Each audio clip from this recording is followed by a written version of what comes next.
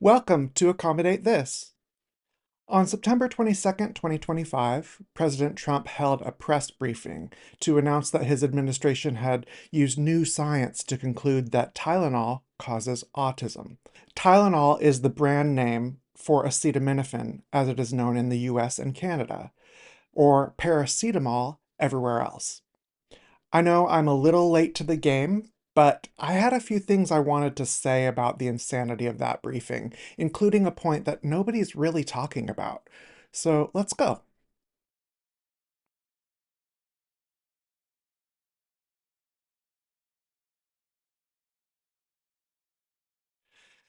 The briefing starts with Trump announcing that Tylenol causes autism. He touted it as some tremendous scientific breakthrough and almost immediately walked back his statement by saying it's his opinion that people should stop taking Tylenol.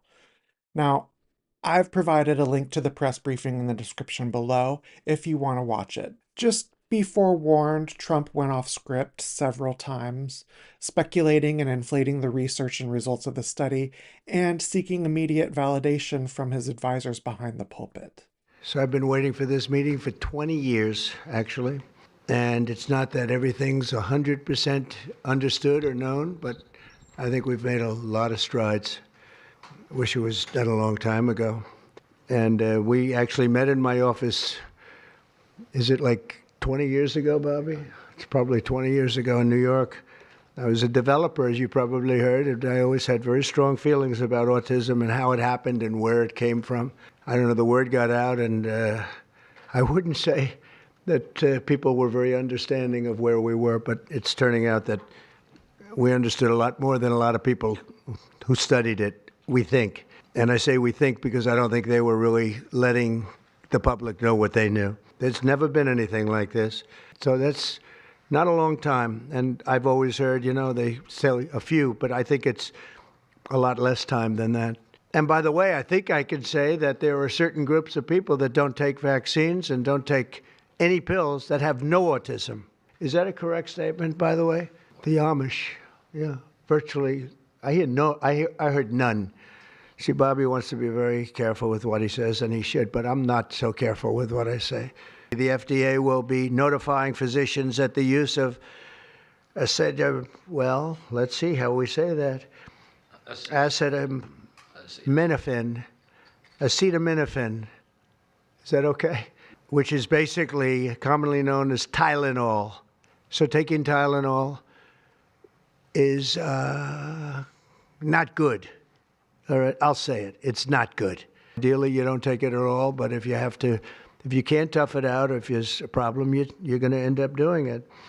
The other thing that I can tell you that I'll say that they will maybe say at a little bit later date, but I think when you go for the shot, you do it over a 5-time period.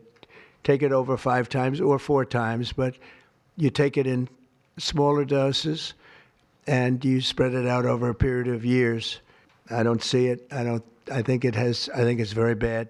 It looks like they're pumping into a horse. And you get a vat of 80 different vaccines, I guess, 80 different blends, and they pump it in. You'll do it over a period of 4 times or 5 times. I've been so into this issue for so many years just because I couldn't understand how a thing like this could happen. I don't even know structurally if a country can afford it. And that's the least of the problems. To have families destroyed over this is just so terrible. I also, and we've already done this, we want no mercury in the vaccine. We want no aluminum in the vaccine. The MMR, I think, should be taken separately. This is based on what I feel, the mumps, measles, and all the 3 should be taken separately. And it seems to be that when you mix them, there could be a problem. So there's no downside in taking them separately. In fact, they think it's better, so let it be separate. When you mix them, something maybe happens. So there's no downside in doing it. It's not like, oh, if you do it, bad things. No, it's only good side. And it may not have that much of an impact, but it may have a big impact. So let those be taken separately. And then hepatitis B is sexually transmitted. There's no reason to give a baby that's almost just born hepatitis B. So I would say wait till the baby is 12 years old and formed and take hepatitis B. And I think if you do those things, it's going to be a whole different, it's going to be a revolution in a positive sense in the country. It may be possible to improve their lives. That's one of the things that I'm very, very happy about. I mean, this was mostly going to be on how not to have the child affected, but we've learned some pretty good things about certain elements of genius that can be given to a baby, and the baby can get better, and in some cases maybe substantially better. Not going to be easy, but be a lot easier if it didn't happen in the first place, as these great parents fully understand, right? They fully understand. I feel so terribly for. I have so many friends with autistic children. It's a tough situation. The NIH will be announcing 13 major grant awards from the Autism Data Science Initiatives. And to be honest with you, to me, that's the least important. It's not even a money thing at this point. There's so much money, but they have to do, and they have to move quickly. When the alternative is that nothing bad can happen, let's do it now. I was just saying to Bobby and the group, let's do it now. Nothing bad can happen. It can only good happen. But with Tylenol, don't take it. Don't take it. And if you can't live, if your fever is so bad, you have to take one, because there's no alternative to that. Sadly, first question, what can you take instead? It's actually, there's not an alternative to that.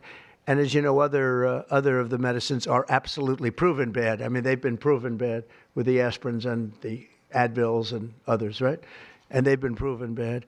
So I'd like to ask Bobby to get up to the podium and say a few words, and then Dr. Bhattacharya and Dr. McCary, Dr. Oz, Dr. Fink, followed by two incredible mothers that have experienced firsthand what this country is going through, what parts of the world are going through. And I will say there are parts of the world that don't take Tylenol. I mean, there's a rumor, and I don't know if it's so or not, that Cuba, they don't have Tylenol because they don't have the money for Tylenol, and they have virtually no autism, okay? Tell me about that one. And there are other parts of the world where they don't have Tylenol, where they don't have autism. That tells you a lot. And I want to say it right now. And, you know, the way I look at it, don't take it. Don't take it. There's no downside in not taking it.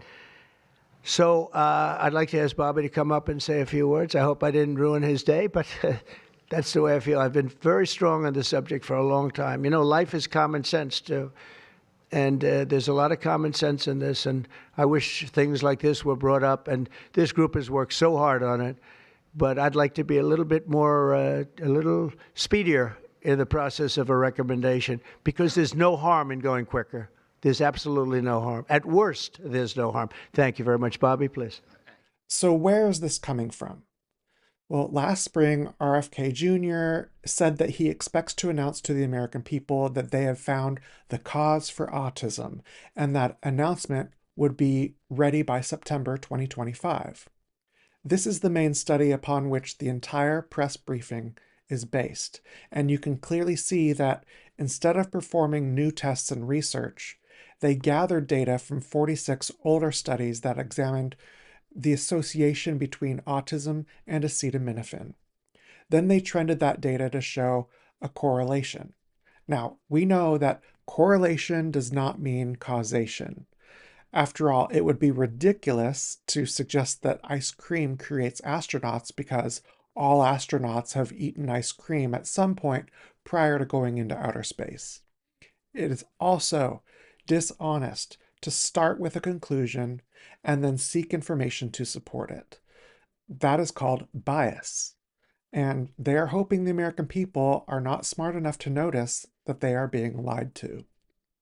Now, Trump's main point was that, in his opinion, pregnant women should avoid taking Tylenol and push through the fever and pain unless absolutely medically necessary, and that parents should avoid giving Tylenol to their children. He also tied in vaccines, advising that they should be administered in smaller courses, spread out over more visits so as not to be as much of a burden on the child's immune system. His words are in direct conflict of the facts, which we will get into a bit later. RFK Jr. was next to speak, and he claimed that the science behind the relationship between autism and acetaminophen has been lacking and politicized. He leaned on his long-standing insistence that vaccines are also connected to autism, though it's been thoroughly debunked. Apparently, that didn't stop them from using that research to support their biased stance. They essentially cherry-picked what they wanted from those studies and have shared their rationale on a public stage. So who exactly is politicizing this? Along with Dr. McCary and Dr. Oz, RFK Jr. suggested using leucovorin to treat autism. Now, leucovorin, or folinic acid, is a prescription form of vitamin B9, often given along with cancer treatment. Vitamins like vitamin B are essential for brain development. They suspect cerebral folate deficiency, or CFD, contributes to the development of autism. And studies suggest that the folate receptors in the autistic brain can block absorption of vitamin B. But leucovorin bypasses that block so the brain can get the essential vitamins it needs. They hope that treating CFD with leucovorin will prevent or reverse symptoms of autism. However, people can have CFD without being autistic, and vice versa. You can be autistic without having CFD.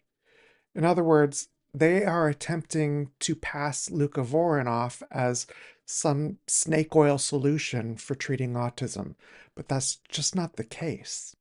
Still, RFK Jr. claimed that researchers have seen speech improvements in up to 60% of autistic children with a folate deficiency who have taken leucovorin. The fact is, the science on leucovorin's potential for treating autism is far from settled, but their impatience and desperation are leading them to cut corners. Now, the secretary of the NIH, Jay Bhattacharya, stated that there are 13 other studies that they plan to look into because science has been unable to provide the answers families deserve. That is concerning because that's not how science works. That's how biases work. Again, it's dishonest to start with a conclusion and then look for anything that you can use to support that conclusion. But that's exactly what they plan to do. Unfortunately, science does not concern itself with providing only reassuring results. If you are interested in the truth, you let the evidence take you where it leads. But the truth is harder to politicize, I guess. Dr. McCary, secretary of the FDA, rattled off a list of studies that supposedly found associations between autism, pregnancy, and Tylenol. However, none of them were conclusive. They only showed an association or correlation. However, when you add sibling studies into the mix, suddenly those correlations disappear. And McCary also announced that the FDA would be seeking a label change for leucovorin so that it could become more available to autistic children. Essentially, they are knowingly bypassing protocols to test the efficacy and safety of leucovorin on the public. The label isn't the problem. This is a dangerous and irresponsible approach to take. Now, Dr. Oz said CMS will be authorizing leucovorin for use on autistic children. Again, there's no conclusive evidence showing how leucovorin is effective for treating autism. They suspect folate deficiencies contribute to development of autism, and therefore they are attempting to treat that deficiency in hopes that it prevents autism from developing or even reversing it. But there's evidence that it can be dangerous, but that's besides his point. This is a war against autism, and losses are simply part of the process. This is war, Peacock! Casualties are inevitable. You cannot make an omelet without breaking eggs. Every cook will tell you that. But look what happened to the cook! Instead of safely testing the medication in controlled studies with safety standards, Dr. Oz wants to skip to human trials using the general public. He claimed that nearly half of the children in this country have access to Medicaid or CHIP, implying that was enough to start things off. First of all, these people are claiming to care about autistic children, but are willing to expose them to unverified treatment options in hopes that it will do more good than harm. They are knowingly cutting corners and don't seem concerned in the slightest at the risks that they are exposing these children to. Besides, if it was so promising and they were truly confident in its efficacy to treat autism, why would they not make it available to all autistics? Why only children? Why only children on Medicaid and CHIP? The fact is, they are using these children as guinea pigs. They are taking a military approach, considering any dangers to be essential risks in the effort to win the battle against autism. But there doesn't need to be a war against autism. Autism is not a threat. It is a different neurotype. And this approach is a blatant attempt at eugenics. These men should be removed from their offices for doing this. Next, we heard from Dr. Fink, HHS secretary, pediatrician, and mother of an autistic child, who praised the Trump administration for their bold approach. And she was followed by two other mothers of autistic children. I don't want to diminish their experiences because I know it's difficult for them and their children, and it breaks my heart to hear the desperation in their voices. But that desperation doesn't mean that they should just grab any straw that they see. The briefing ended with Trump repeating everything he said at the beginning of the meeting, followed by a Q&A session where reporters attempted to glean more details about the evidence supporting the administration's claims. It had been pointed out that there hadn't been widespread reporting on the tie between acetaminophen and autism before, and experts stand behind Tylenol, saying it is safe to take during pregnancy. Trump responded by saying nobody knows why the connection hadn't been reported before, as if nobody could know more than him. But the arrogance of such a statement goes to show that they are not relying on evidence.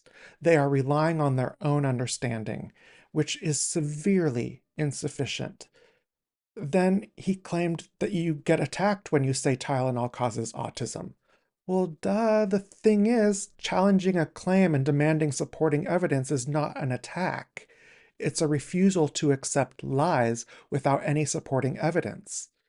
It's called accountability, but I'm not surprised Trump is unfamiliar with that concept. Now, RFK Jr. also attempted to demonize the pharmaceutical industry, claiming that advances in diagnostics to explain the rise in cases of autism was a canard. He and Trump doubled down on their opinion that common sense is somehow more trustworthy than sound scientific study and research. RFK Jr. shared his personal anecdote that he's never seen anyone with profound autism in their 70s, as if autism is a childhood condition and not lifelong. He then cited a discredited UC Davis study that I've talked about in previous videos. But let's not forget that RFK Jr. is not educated enough to diagnose autism by just looking at people. And just because he doesn't see anyone with profound autism his age does not mean those people don't exist. Trump jumped in to say he thinks the experts are wrong, claiming there's no downside to not taking Tylenol and splitting up vaccines, blaming the establishment for the increase in prevalence numbers. This is a completely irresponsible claim to make.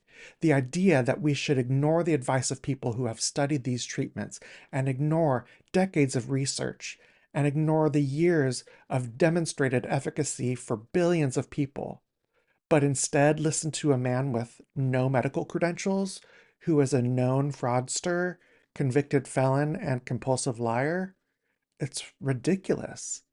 How stupid do they think we are? Regarding the use of leucovorin, one reporter pointed out that the big beautiful bill cut Medicaid and CHIP by $1 trillion, which will limit access to the supposedly promising medication. and Trump called the question nasty and bragged about the big, beautiful bill, which he and Dr. Oz claimed will expand Medicaid spending by $200 billion, including a $50 million grant program. That's nowhere near enough to make up for the $1 trillion cuts and loss of access to care. They then said that only 43% of children are on Medicaid and another 8 to 10% are on CHIP, which begs the question of how the rest of these children are going to gain access to that miracle medication.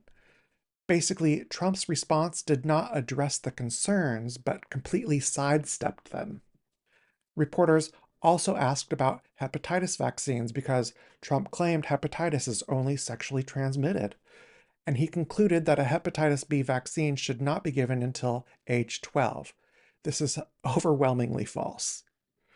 Hepatitis can also be contracted by non-sexual means, such as sharing needles, blood transfusions, eating undercooked shellfish, drinking contaminated water, or it can pass from mother to child during pregnancy. Trump's suggestion is that we just let children live with those risks unprotected until they turn 12 because children shouldn't be having sex before then. Say that to the 8-year-old girls being raped and forced to carry their rapist's offspring to term. I guess those girls and their children just have to deal with the hepatitis they contracted from their rapist because Trump thinks they need to. It's complete delusion. One reporter asked if the autism spectrum is simply too broad, implying that that may have something to do with the increased prevalence numbers. And the response was that we don't know where the spectrum starts or ends, but the number of one autistic in 31 children is unacceptable. This was the most obvious display of ignorance of the entire briefing, which underscores how little weight we really should be putting behind their claims. Clearly, Trump was pulling this stuff out of his ass and passing it off as the most up-to-date information, implying the novelty of the information makes it more reasonable. Not only is it ridiculous to claim that intuition and common sense are better than conclusive evidence, but it's ridiculous to claim it is based on new evidence when they are literally drawing these conclusions from a conglomeration of past studies. The data isn't even in the same category he is saying is superior. Now, a few questions were asked about the prevalence of autism in communities that have little or no use of Tylenol, and Trump falsely claimed that Cuba and the Amish community don't use Tylenol and therefore have no autism. Well, Cuba does use Tylenol, and they have used it for decades, and autism also exists in Cuba. That doesn't strengthen his argument, it demonstrates his ignorance. And the Amish community also has autistic members and members with ADHD. However, the Amish community does not necessarily refer to these conditions as autism or ADHD. Again, he's just making this stuff up. The final question from reporters was why the media hesitates to connect autism and vaccines. And I have to admit, I thought this was going to go in another direction. I thought this was opening an old wound because that connection has been debunked so many times already. But surprisingly, Trump pivoted and bragged about the COVID vaccine that was developed during his first term.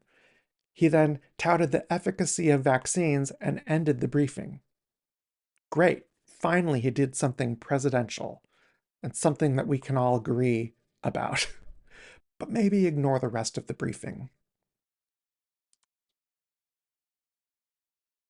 Trump admitted he is not a medical expert, but simultaneously claimed it was common sense to not take Tylenol while pregnant, not to give it to your children, and to spread out vaccinations over several office visits instead of a few. He claimed multiple times that there's no downside to taking these steps, but that's simply untrue. Tylenol is an effective treatment for fever. Not taking it means that fever goes untreated. Untreated fever can result in organ damage, seizures, pregnancy complications, prolonged infection, sepsis, and other very serious issues. Additionally, as a pain reliever, ignoring pain can worsen medical conditions. It can reduce mobility and quality of life, and can result in mental health issues like sleep disturbances and depression. In other words, Trump's statements that there's no downside to not taking Tylenol is absolutely irresponsible and not medically accurate.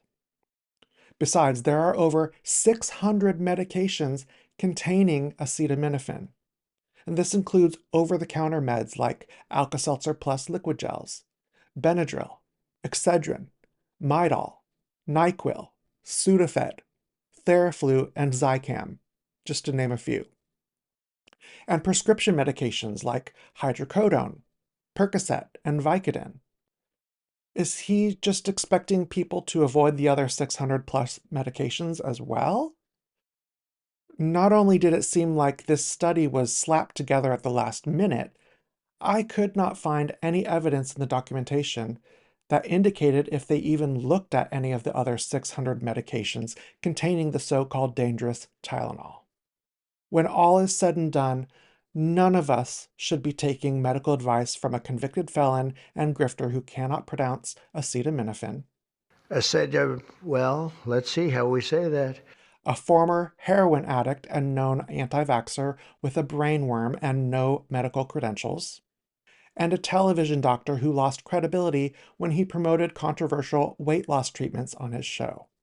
Like many of his other public appearances, Trump and his sycophants tried very poorly to sell their lies to the American people at this briefing. Of course, it's up to you and your doctor to decide the best treatment plan available for yourself. But let's not forget, A lot of stupid people in this country running things.